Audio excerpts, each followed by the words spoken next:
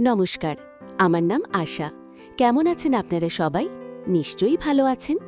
আমাদের চ্যানেলটা সাবস্ক্রাইব করতে ভুলবেন না। আপনারাই আমাদের পরিবার, আর আপনাদের সমর্থনই আমাদের এগিয়ে যাওয়ার সাহস যোগায়।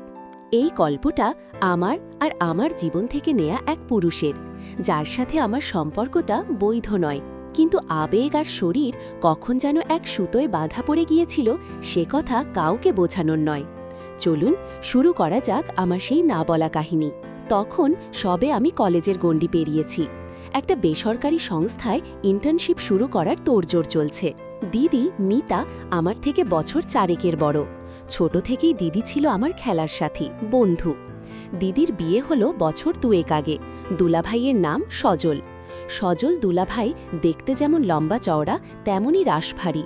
প্রথম দিকে তাকে আমার কিছুটা কাঠখোট্টা আর গম্ভীর মনে হতো, কিন্তু কয়েক মাস যেতেই বুঝলাম মানুষটা আসলে বেশ রসিক আর মনটা খুব সাদা। দিদির শ্বশুরবাড়িটা আমাদের থেকে খুব একটা দূরে ছিল না, তবে আমাদের শহরেই। মিতা অর্থাৎ আমার দিদি বিয়ের পর বেশ বদলে গিয়েছিল। সারা দিন সংসারের হাজারো কাজ আর সজল দুলাভাইয়ের খুঁটিনাটি খেয়াল রাখা নিয়েই ব্যস্ত থাকত। বাবা মা চেয়েছিলেন আমি যেন ইন্টার্নশিপের সময়টা দিদির কাছেই থাকি। একদিকে যেমন যাতায়াতের সুবিধা হবে, তেমনি দিদির কাছে থাকলে মনও ভালো থাকবে। আমি প্রথমে আপত্তি করেছিলাম, কিন্তু দিদি আর মা বাবার জোড়াজোড়িতে রাজি হলাম। এটাই ছিল আমার জীবনের মোড় ঘুরিয়ে দেয়া সিদ্ধান্ত। দিদির বাড়িতে গিয়ে প্রথম কয়েকদিন আমি বেশ চুপচাপই ছিলাম। দিদি তার কাজ নিয়ে ব্যস্ত, আর দুলাভাই সকালে অফিস চলে যেতেন, ফিরতেন রাতের খাবার সময়। কিন্তু ছুটির দিনগুলোতে সজল দুলাভাইয়ের অন্য রূপটা দেখতাম। দুলাভাই আর আমার মধ্যে খুনসুটি শুরু হতো সকালের চা পর্ব থেকে। একদিন সকালে আমি রান্নাঘরে গিয়ে দেখি দুলাভাই নিজেই চা বানাতে লেগেছেন। আমি পিছন থেকে গিয়ে বললাম, কি দুলাভাই, আজ কি চাটা তেতো হবে নাকি? দিদি কি আজ ছুটিতে? দুলাভাই হেসে উঠেছিলেন, আরে শালি এসে গেছে, তা আমার হাতের চা কেমন হয় তা কি আপনার জানা আছে? আমিও ছাড়ার পাত্রী নই। একটু এগিয়ে গিয়ে কাঁধের ওপর দিয়ে উঁকি মেরে বললাম, আমার জানা নেই, কিন্তু দিদির মুখ দেখে মনে হয় আপনি জোর করে খাওয়ান। দুলাভাই হঠাৎ ঘুরে দাঁড়ালেন। আমরা দুজনেই খুব কাছাকাছি এসে গিয়েছিলাম। দুলাভাইয়ের শরীরের হালকা উষ্ণতা আমি স্পষ্ট অনুভব করলাম। তার চোখ দুটো আমার চোখের দিকে স্থির। তার ঠোঁটের কোণে হাসিটা তখনও লেগে আছে। কয়েক সেকেন্ডের জন্য পরিবেশটা কেমন যেন অন্যরকম হয়ে গেল। দুলাভাই হালকা কেশে উঠে একটু পিছিয়ে গিয়ে বললেন, এ কি শালি, সকাল সকাল এত কাছে কেন? চায়ের গরম নাকি আমার গায়ের গন্ধ নিতে এসেছেন? আমি একটু অপ্রস্তুত হয়েছিলাম, কিন্তু সামলে নিয়ে বললাম, আপনার গায়ের গন্ধ নয় দুলাভাই, চায়ের গন্ধটা কেমন চেনা চেনা মনে হলো, তাই দেখতে এলাম। সেই দিনের সেই ছোট্ট মুহূর্তটা কেন যেন আমার মনে গেঁথে গিয়েছিল। এর আগে সজল দুলাভাইকে শুধু দিদির স্বামী হিসেবেই দেখেছি, কিন্তু ওই দিন প্রথম মনে হলো মানুষটা যেন অন্য কিছু। তার শরীরের ঘ্রাণ, তার চোখের গভীরতা সবই যেন সেদিন নতুন করে আবিষ্কার করলাম। এরপর থেকে দুলাভাই আর আমার খুনসুটির মাত্রাটা যেন একটু বেড়ে গেল। দুলাভাই হয়তো টেবিলে বসে ল্যাপটপে কাজ করছেন, আমি পাশ দিয়ে যাওয়ার সময় হালকা করে তার চেয়ারটা নড়িয়ে দিতাম। তিনি রাগ না করে হেসে বলতেন, আশা, তুমি বড্ড দুষ্ট হয়েছ, কিন্তু তোমার দুষ্টুমি একদিন আমায় বিপদে খেলবে। আমি চোখ টিপে বলতাম, আপনার বিপদ দেখতেই তো আমি এসেছি দুলাভাই। দিদি মিতা এসব দেখত আর মুষ্টি হেসে বলতো, তোদের খুনসুটি দেখলে মনে হয় তোরা স্বামী স্ত্রী, আর আমি তোদের মাঝে তৃতীয় ব্যক্তি। আসলে দিদি ছিল খুব সরল। সে কখনো আমাদের এই খুনসুটির ভেতরে লুকিয়ে থাকা অন্য কোনো আবেগ বোঝার চেষ্টা করেনি, অথবা হয়তো সে এতটাই ব্যস্ত ছিল যে আমাদের এই সম্পর্কটাকে নিছক শালি দুলাভাইয়ের স্বাভাবিক মজাই মনে করেছিল। সময় যত এগোতে লাগলো, আমার ইন্টার্নশিপের কাজের চাপ বাড়ছিল। প্রায়ই আমাকে রাত করে ফিরতে হতো। দিদি মিতা ততক্ষণে রাতের খাবার খেয়ে ঘুমিয়ে পড়ত, আর জেগে থাকত শুধু সজল দুলাভাই। প্রথম আমি নিজেই কিছুটা অস্বস্তিতে থাকতাম। এত রাতে একজন পুরুষের সামনে বসে খাওয়াটা ঠিক কেমন দেখায়, কিন্তু দুলাভাই আমাকে খুব সহজ করে দিলেন। আশা, তুমি বসো, আমি নিজে হাতে খাবারটা গরম করে দিচ্ছি, একদিন বললেন দুলাভাই। আমি অবাক হয়ে বললাম, আরে দুলাভাই, কষ্ট করবেন না, আমি নিজেই করে নেব। তিনি হালকা হাসি দিয়ে বললেন, এতে কষ্টের কি আছে?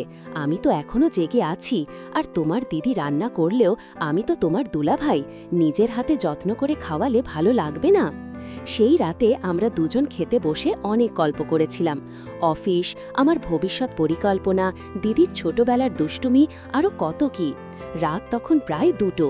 দুলাভাইয়ের চোখে তখন গভীর স্নেহ আর এক ধরনের নীরব প্রশ্রয় দেখতে পেলাম। সেই রাত থেকে আমাদের মধ্যে একটা অদ্ভুত নীরব বোঝাপড়া তৈরি হয়ে গেল। দিদি যখন ঘুমিয়ে যেত তখন সজল দুলাভাইয়ের আর আমার জগৎটা শুরু হতো। কখনো কফি হাতে বারান্দায় দাঁড়িয়ে তারা গোনা, কখনো পুরনো বাংলা গান শোনা। একদিন রাতে আমার ভীষণ জ্বর এলো। মধ্যরাত, আমি কাঁপছি আর গোঙাচ্ছি, দিদি গভীর ঘুমে। হঠাৎ দুলাভাই আমার ঘরে এলেন। কি হয়েছে আশা? এত জোরে নিঃশ্বাস নিচ্ছ কেন? দুলাভাইয়ের কণ্ঠে গভীর উদ্বেগ। আমি কোনো মতে বললাম, জ্বর, খুব ঠান্ডা লাগছে।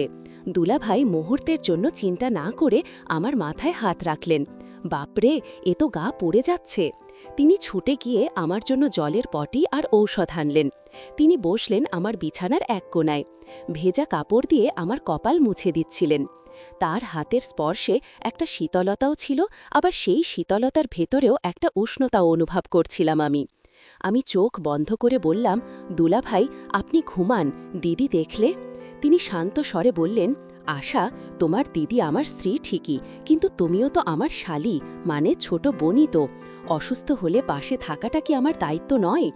কথাটা সরল ছিল, কিন্তু আমার মনে হলো এর ভেতরে যেন আরও গভীর কিছু লুকিয়ে আছে। তিনি যখন আমার কপালে ঠান্ডা জলের পটি রাখছিলেন, তার হাতটা যেন একটু বেশি সময় আমার কপালে ছিল। একবার তিনি আমার গাল ছুঁয়ে দিলেন, হয়তো শুধু তাপমাত্রা মাপতে, কিন্তু আমার শরীরে যেন বিদ্যুৎ খেলে গেল। জ্বরের ঘোরে আমার চোখ থেকে 2 ফোঁটা জল গড়িয়ে পড়ল। সেটা দেখে দুলাভাই নরম স্বরে বললেন, ভয় নেই আশা, আমি আছি তো। সেই রাতে সজল দুলাভাই আমার পাশেই চেয়ারে বসেছিলেন, যতক্ষণ না আমার জ্বর কিছুটা কমল। সকালে দিদি জানতে পেরে একটু অবাক হলেও দুলাভাইয়ের যত্ন নেওয়াটা তার কাছে স্বাভাবিকই লেগেছিল। কিন্তু আমার কাছে সেই রাতটা ছিল অন্যরকম। সেই রাতে আমার মনের একটা দরজা খুলে গিয়েছিল, যেখান দিয়ে সজল দুলাভাই নামের মানুষটা শুধু দুলাভাই হিসেবে নয়, একজন ভরসার পুরুষ হিসেবে প্রবেশ করল। আমাদের সম্পর্কটা তখন একটা সূক্ষ্ম সুতোর ওপর দিয়ে হাঁটছিল।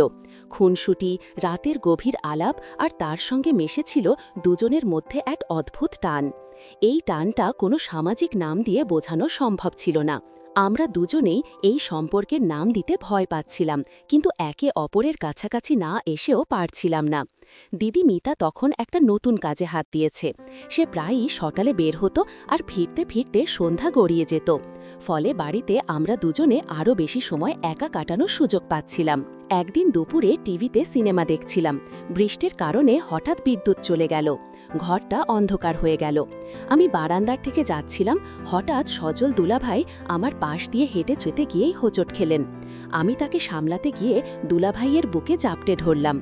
দুলাভাই ও আমাকে শক্ত করে ধরে ফেললেন, যাতে আমরা দুজনেই পড়ে না যাই। সেটা ছিল নিছকই একটা দুর্ঘটনা, কিন্তু আমাদের শরীরের উষ্ণতা সেই মুহূর্তে একাকার হয়ে গিয়েছিল। দুলাভাইয়ের বুকে শক্ত মাংসপেশি আর তার পরিচিত ঘ্রাণ আমার নাকে এসে লাগল। আমি চোখ বন্ধ করে ফেললাম। মনে হচ্ছিল অনন্তকাল ধরে এইভাবে তার বুকে মাথা রেখে দাঁড়িয়ে থাকি। কয়েক সেকেন্ড পর দুলাভাই নিজেকে ছাড়িয়ে নিলেন। মৃদু কণ্ঠে বললেন, আরে আশা, ঠিক আছো তো? লাগেনি তো কোথাও? আমি কোনো মতে নিজেকে সামলে বললাম, না, ঠিক আছি। আপনি? তিনি হাসলেন, কিন্তু সেই হাসিটা যেন একটু অন্যরকম ছিল। একটা চাপা উত্তেজনা যেন সেখানে লুকিয়েছিল। তিনি বললেন, আমিও ঠিক, তবে তোমার দুলাভাইয়ের হৃৎস্পন্দনটা বোধহয় একটু বেড়ে গেল। কথাটা বলেই তিনি হেসে বাথরুমে চলে গেলেন, কিন্তু আমি বুঝলাম তার হৃৎস্পন্দনটা কেন বেড়েছিল, কারণ আমার নিজের বুকটাও তখন ঢিপ ঢিপ করছিল। এরপর থেকে আমাদের স্পর্শগুলো আরও যেন সাবলীল হতে শুরু করল। কখনো হয়তো তিনি আমার কাছ থেকে কোনো জিনিস চাইছেন, আর দিতে গিয়ে দুজনের হাতটা ছুঁয়ে যাচ্ছে। এই ছোঁয়াটা হতো খুবই অল্প সময়ের জন্য, কিন্তু আমাদের দুজনের মনেই তার রেশ থেকে যেত অনেকক্ষণ। একদিন রাতে আমি ল্যাপটপে কাজ করছি। দুলাভাই এসে আমার পাশে বসলেন। কি দেখছো এত মন দিয়ে? আমি স্ক্রিনের দিকে তাকিয়ে বললাম, একটা প্রেজেন্টেশন বানাচ্ছি দুলাভাই, একটু দেখে দেবেন? তিনি ঝুঁকে এলেন, তার মুখটা আমার কাঁধের খুব কাছে। তার গলার উষ্ণ নিঃশ্বাস আমি আমার কানে অনুভব করতে পারছিলাম। আমার সমস্ত শরীর যেন কেমন অসাড় হয়ে আসছিল। আমার মাথার চুলগুলো সরাতে গিয়ে তার হাতটা আমার কাঁধের ওপর কিছুক্ষণ স্থির হয়ে রইল। তিনি তখনও স্ক্রিনের দিকে তাকিয়ে কিছু একটা বোঝাচ্ছিলেন, কিন্তু আমার চোখ তখন কেবল তার হাতের দিকে। তার বড় বলিষ্ঠ হাতটা, যা এক সময় আমার কপাল থেকে জ্বর মেপেছিল, আজ আমার কাঁধের ওপর যেন এক নীরব অধিকার দেখাচ্ছিল। আমি খুব আস্তে করে বললাম, দুলাভাই, আপনার হাতের স্পর্শটা। তিনি কথা শেষ না হতেই আমার দিকে তাকালেন। চোখে চোখ পড়তেই আমার নিঃশ্বাস আটকে গেল। পরিবেশের নীরবতা যেন আরও গাঢ় হলো। তিনি আমার হাতটা ধরলেন, খুব আলতো করে। তারপর তার দৃষ্টি আমার ঠোঁটের দিকে নেমে এলো। সেই মুহূর্তে আমি বুঝলাম, এখন আর আমরা নিছকই শালি দুলাভাইয়ের ভূমিকায় নেই। আবেগের বাঁধ ভেঙে গেছে, সামাজিক মর্যাদার দেওয়ালটা কখন যেন ভেঙে পড়েছে। তিনি কোনো কথা বললেন না, শুধু তার দৃষ্টিতে এক গভীর জিজ্ঞাসা ছিল, আর আমার চোখ জানিয়ে